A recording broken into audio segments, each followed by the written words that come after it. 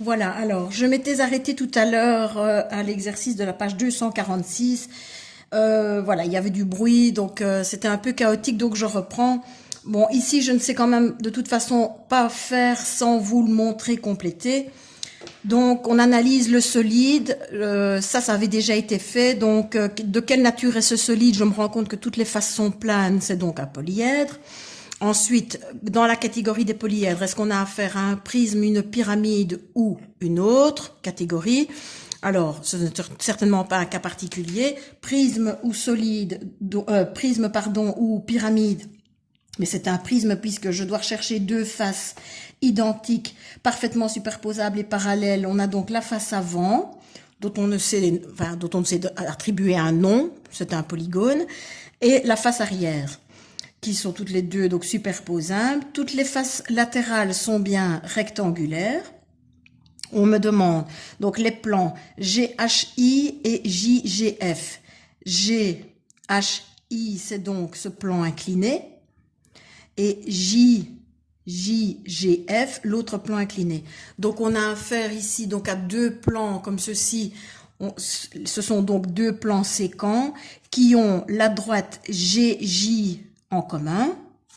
La notation, c'est, donc on note les deux plans, et le U majuscule à l'envers a comme signification intersection, donc inter.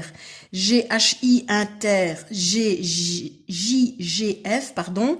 Donc l'intersection entre ces deux plans-là est égale à la droite JG. Les plans ont une infinité de points en commun, puisque forcément la droite est composée d'une infinité de points. L'intersection de deux plans séquents sera toujours une droite. Alors, parmi les propositions suivantes, entoure les paires de plans qui occupent cette position l'un par rapport à l'autre. C'est donc la première et la quatrième possibilité. Donc ça, je vous laisse le temps de bien observer les différentes possibilités. BCD, par exemple, donc BCD et LEF.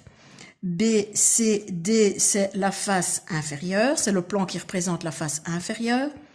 LEF, c'est la face supérieure.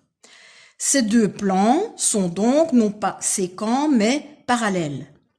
Ensuite, troisième proposition, AEF et JIC. AEF, c'est la face avant. JIC, c'est la face arrière, c'est le plan arrière. Plan avant, plan arrière, même chose, ils sont parallèles. Alors que les deux autres propositions sont bien des plans séquents. Quelle possibilité avons-nous? Troisième possibilité, on pourrait avoir des plans perpendiculaires. Mais ici, si on avait proposé par exemple le plan représentant la face avant et représentant la face supérieure, pardon, là alors on avait des plans perpendiculaires. Voilà, donc trois possibilités pour des plans. Alors pour que ce soit plus simple pour vous, je prends ici ma petite boîte, bon, qui à la rigueur pourrait être considérée comme un parallélépipède rectangle. Ah, bon, si ce n'est que forcément les arêtes sont arrondies, mais on a quand même une idée. Alors je prends ça étant donné la proximité de la caméra par rapport à l'objet. Si je prends ma boîte de Kleenex, on a tout de suite quelque chose de trop grand. Donc, si par exemple je veux des plans parallèles, j'ai la face supérieure et la face inférieure, donc ces deux faces-ci. Si je veux des plans perpendiculaires, j'ai la face supérieure et une face latérale. Et si je veux des plans séquents, mais pourquoi pas, ce que je peux faire, c'est ouvrir la boîte et avoir la face supérieure et une face latérale. Alors, quelle position les autres paires de plans occupent-ils? Les plans BCD et LEF sont parallèles, c'est ce qu'on avait dit. Donc BCD face inférieure, LEF face supérieure sont parallèles. Et les plans AEF et JIC, AEF toujours face avant et JIC c'est la face arrière, sont parallèles également. Alors le petit exercice d'Olympiade, je le passe. Et on arrive donc à un exercice, je vais dire, synthèse par rapport à la position des arêtes, soit dans un même plan, soit dans des plans différents. Alors, dans le premier cas, vous voyez que les deux arêtes renseignées font partie de du même plan, de la même face, qui est la face supérieure. Dans le deuxième cas, même chose.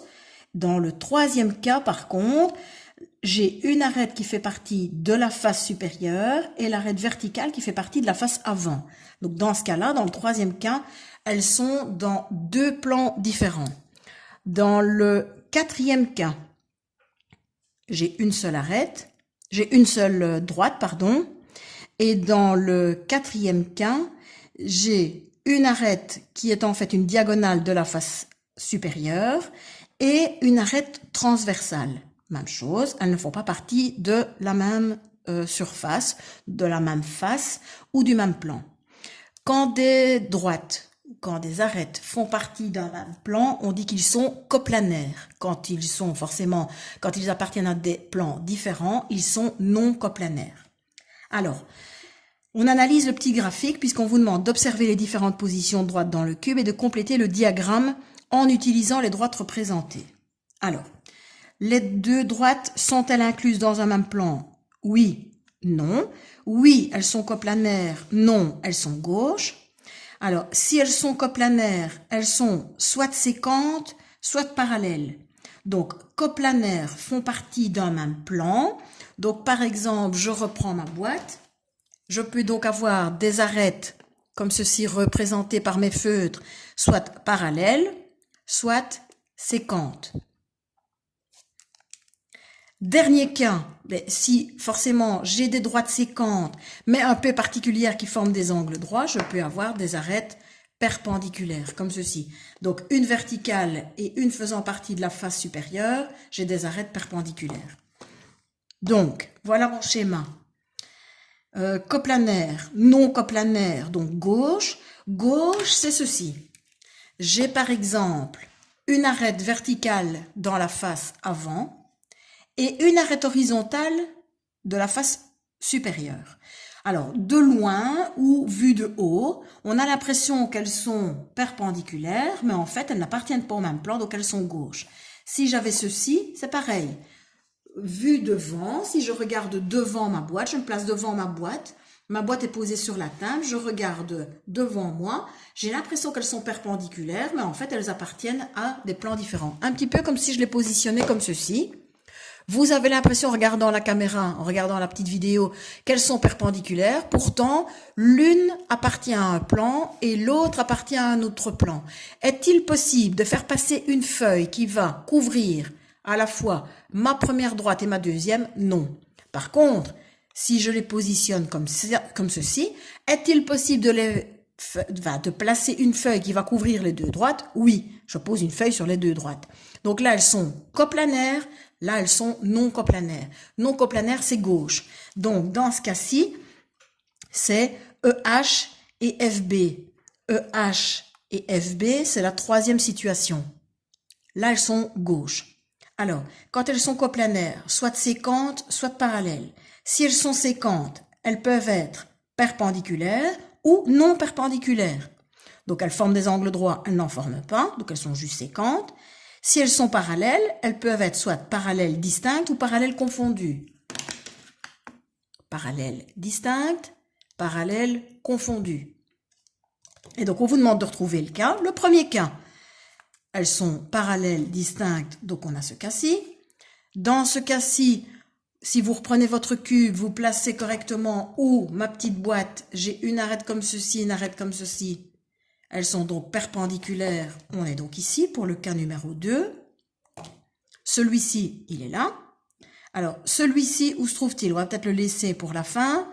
J'ai une arête ici et une arête là. Alors, est-il possible de faire passer une feuille qui va couvrir les deux droites? Bien sûr, il est possible. Alors, il faut évidemment faire un effort d'imagination parce que la feuille va traverser votre solide, mais ce seront des arêtes sécantes. Donc, on a ce cas-ci, EG et AG. Et donc, le dernier cas avec FH, on est ici pour des droites confondues. On n'en voit qu'une. En fait, il y en a deux, par exemple, HF et FH, qu'on appelle de deux façons différentes, mais qui en fait ne font qu'une seule et même droite, parce que forcément, pour les appeler différemment, il aurait fallu un troisième point. Voilà. Donc ça, c'est pour l'exercice de la page 247. On arrive maintenant à un exercice d'application sur base du prisme à base trapézoïdale. Alors tiens, pourquoi ce prisme s'appelle un prisme à base trapézoïdale? Je dois donc chercher les deux bases de forme qui ont la forme d'un trapèze. Ce sont forcément les faces latérales, gauche et droite, qui sont les deux bases parfaitement superposables et parallèles. Les autres faces sont bien des rectangles, j'ai donc bien affaire à un prisme. Moi, personnellement, j'aurais rajouté un S à base et un trapézoïdal. Alors, on vous demande ici de citer plusieurs choses. On vous demande de citer deux paires de plans parallèles. Donc, je dis bien deux paires. Donc, en fait, je dois citer 4 plans parallèles 2 à 2. Citer deux plans perpendiculaires à une face au plan ACD. Pas une face, puisqu'une face comporterait 4 lettres, ici il n'y en a que 3, donc au plan. Citer un plan séquent, donc non perpendiculaire à quelque chose, vous le lirez vous-même. La droite DH est-elle incluse ou pas au plan de la face ADGH? La position, quelle position, occupe HE par rapport au plan ABC? Et quelle position occupe GC par rapport à la face ABEH? Alors, je vous laisse la possibilité, je vous propose de faire une petite pause et de revenir juste après à ce genre d'exercice. Voilà. Alors, pour la mise en commun, citer donc deux paires de plans parallèles. On a forcément les deux bases, ABH et DCF. ABH, la voici. On aurait pu dire ABE aussi. Et DCF, DCF, voilà. Ou bien BEF, BEF, qui est la face inférieure, avec la face supérieure, DAH, DAH. Si deux plans perpendiculaires, ben là j'ai le choix. Par exemple, la face supérieure ou la face inférieure avec une des deux faces latérales.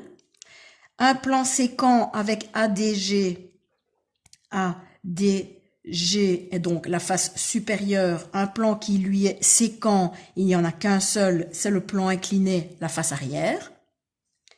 La droite DH est-elle incluse ou pas au plan ADGH? Ça se voit facilement déjà par la notation. Les deux lettres qui renseignent la droite DH se retrouvent dans la dénomination de la face. Donc oui, elle en fait partie, elle est incluse. Si je n'avais eu qu'un seul point en commun, elle était séquente. Si je n'avais eu aucun point commun, elle était parallèle. Quelle position occupe HE par rapport à ABC? Alors HE est cette droite-ci. Par rapport au plan ABC qui a la face avant, c'est donc une droite séquente. Quelle position occupe GC par rapport à la face ABEH? ABEH, c'est la face latérale gauche. GC, c'est cette droite-ci. Donc, c'est une droite qui n'est pas représentée par une arête, mais qui existe, qui peut être tracée. Donc, cette droite-ci, par rapport à la face latérale gauche, elle est bien parallèle. C'est comme si je vous avais représenté cette arête-ci ou cette droite-ci par rapport à la face latérale gauche. Mais cette droite-ci est bien parallèle à la face latérale gauche. Alors, ce genre d'exercice, c'est l'exercice que je préfère, où on vous donne soit la comparaison, alors bien faire attention aux notations, soit de deux droites, soit d'une droite et d'un plan, soit de deux plans. Alors, je vous laisse faire l'exercice et je vous propose de marquer un petit temps de pause et de revenir juste après pour la correction. Voilà. Alors, EF par rapport à ABC. EF par rapport à ABC. ABC, c'est donc la face plus foncée, donc la face du fond, la face inférieure. Par rapport à EF qui fait partie de la face supérieure, c'est parallèle. ABC et EHD. ABC, toujours la face du fond. EHD, c'est la face latérale gauche. Donc forcément, la face latérale gauche par rapport à la face du fond sont perpendiculaires. HDA par rapport à GF. Donc, une droite par rapport à un plan. HDA face latérale gauche, par rapport à GF, qui est une droite faisant partie de la face supérieure. Donc, si je prolonge forcément mon arête, j'aurai ma droite qui sera sécante avec le plan.